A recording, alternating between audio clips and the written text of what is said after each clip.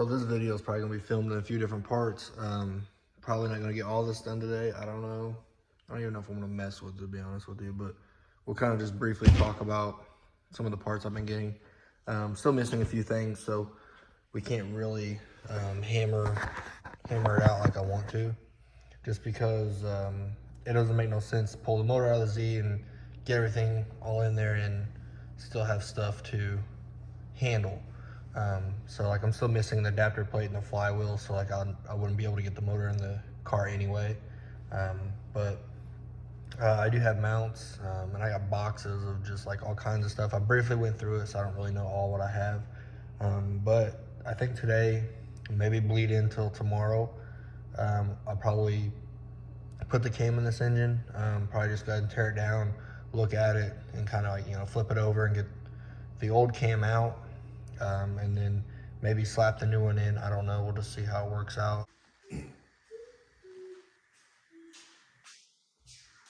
So there wasn't as much oil in it as I thought, which is a good thing, but that means pretty much all the oil. It wasn't this motor's in the back of my Titan, because it was terrible. It's leaked all over my driveway everywhere. But anyway, so pretty confident in most of the oil's out of this motor, so go ahead and probably do a time lapse, rip the intake, valve covers, flip the motor over, do the oil pan.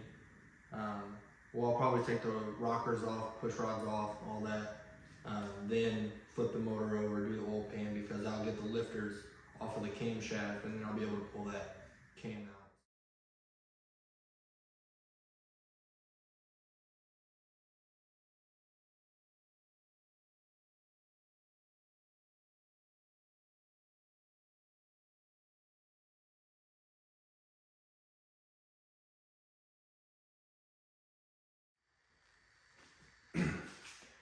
So I found this used crank pulley bolt, and I was gonna put it in there to spin the motor around, and I put it in there and it was real squishy, like it wouldn't go and grab anything. It kept like recoiling back at me. Well, I looked in there, had a Nerf bullet in there. Freaking kids, man.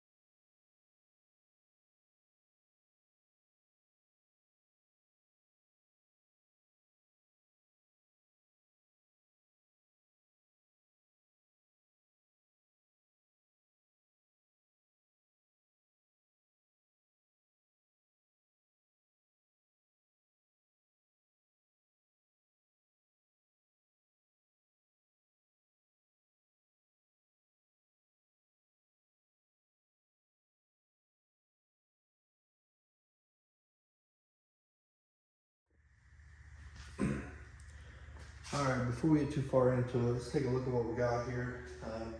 Go ahead and turn the engine a little bit more straight here, so we can kind of look at it a little better. I have it cocked for trying to get the oil out of it. But anyway, as you can see, we pretty much got it all ripped apart. Got my crank bolt in there so I can turn the engine around. Here's your cam pulley and all that good stuff. I mean, that seems really loose. I don't really know. Like, I don't know if that's normal, but I was kind of turning the motor around and I noticed that had a little bit of chain slappage there. Which I don't know if that's the end of the world or not, but so far the motor looks pretty clean just from what I've taken apart here. It doesn't look like there's anything too crazy going on. All the oil looks pretty clean that's left in there. I don't see any kind of metal or anything weird. Again, that may be normal, that loose chain, I don't know. Somebody may know, and if you do know, put in the comments and like, hey, that motor's broke, because that's... I don't know if you can hear this on the phone or not, but it sounds like, I'd imagine it's good compression, because you can hear the noises. I'm gonna turn it and see if you can hear that.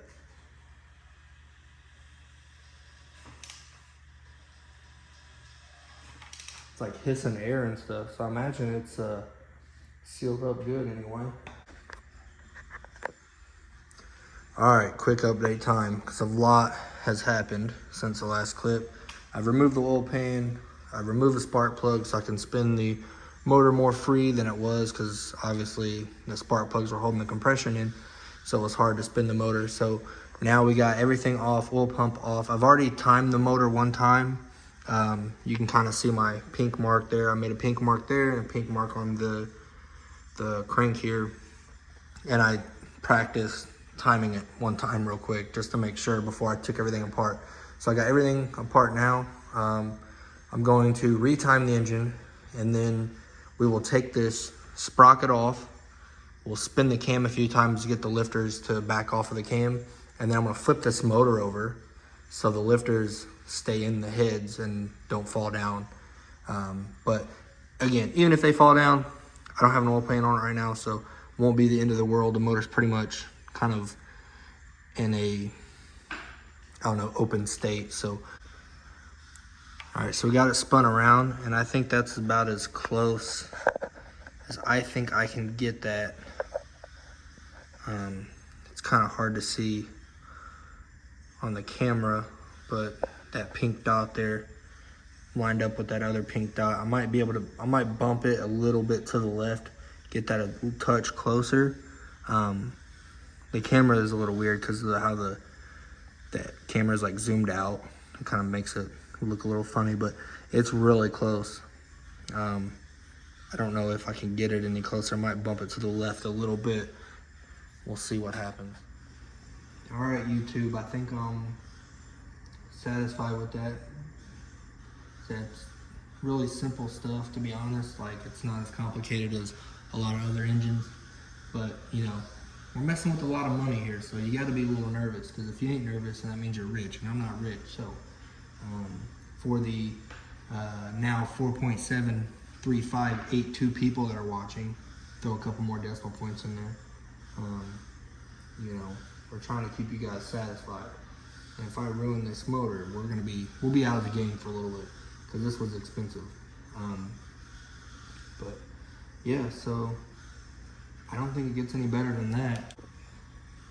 All right, so as you can tell, we got the engine upside down. So I'll spin this cam a few times again, just trying to keep the lifters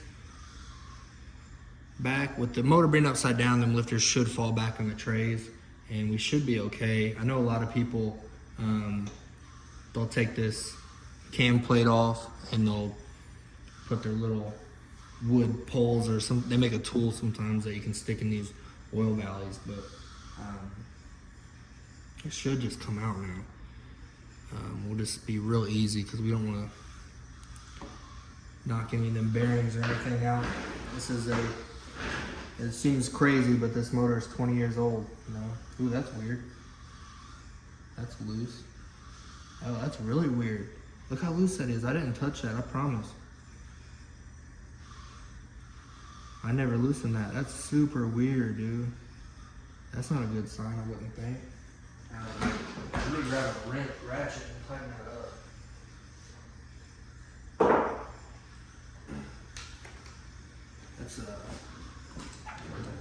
That's really interesting. That is really interesting. They're all tight.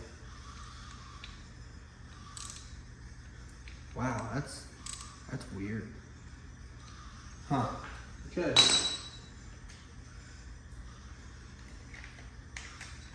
That was eventful. That was really eventful. That was weird. I didn't even touch that cam plate. Which, actually, you know what? I'm an idiot. This has to come off. I'm an idiot. I'm like trying to keep this on.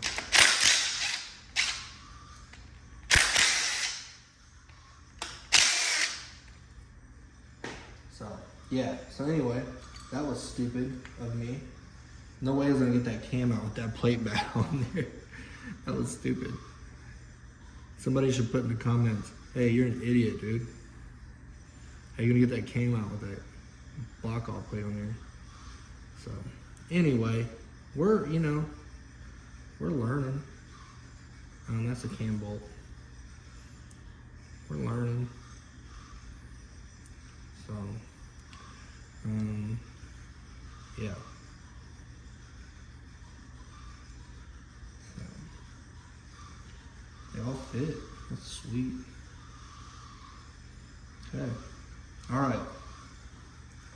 Let's set that up there for now. Okay, back to the main thing. You just want to be real easy here. Real easy. We don't want to force nothing because we'll knock one of them cam bearings right out of this thing quick. Just kind of easily. Might go grab a screwdriver.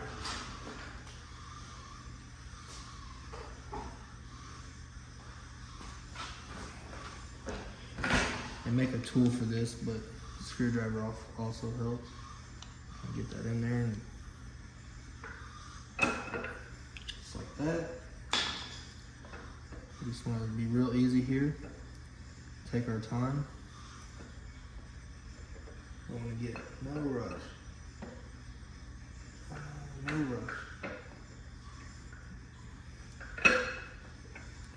Just like that.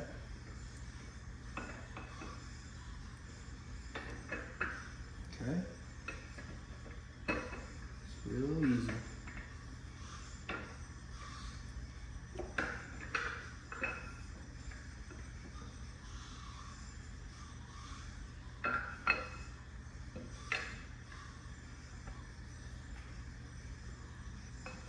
Okay, she's out. We're not gonna tear this cam up because we may need this one day, and this also may be worth something to somebody.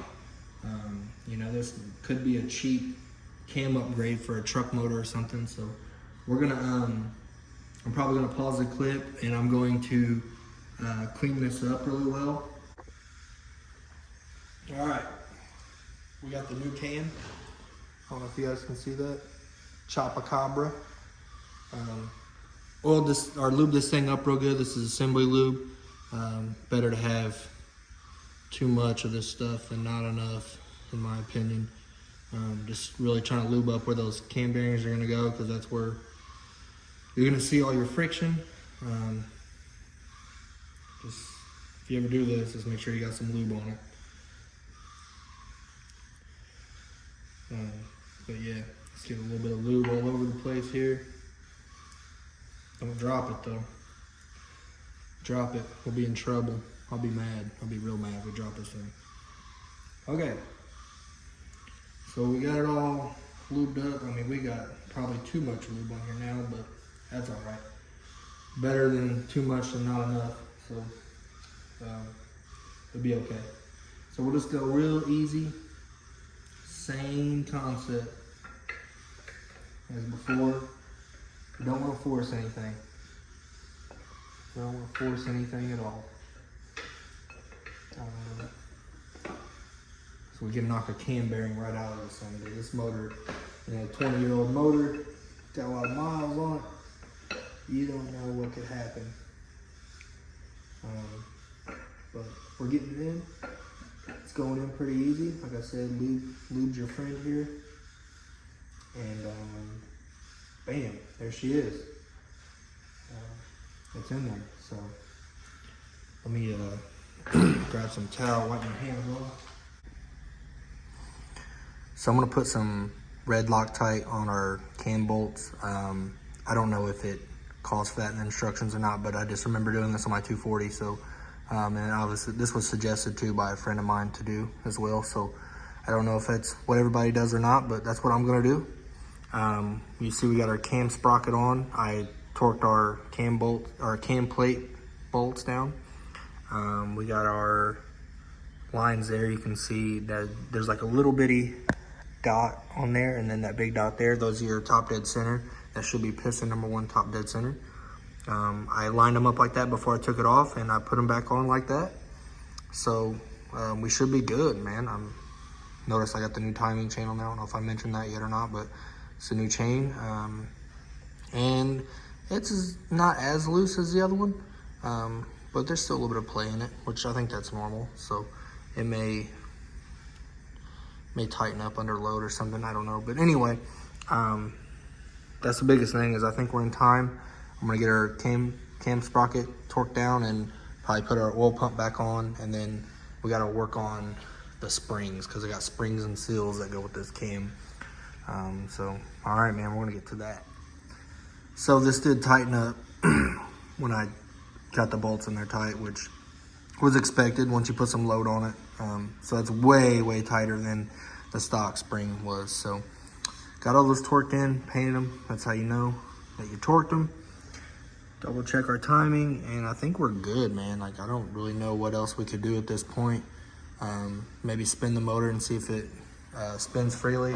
I don't know if I'm going to video doing these springs or not. I might just do them and be done with it and just kind of cut the video here, because this one's getting long.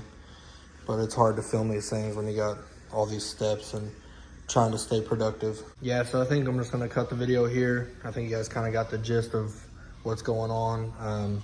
I just got some seals to put in, and just the stock, well, they're not stock, but they're LS6 beehive springs.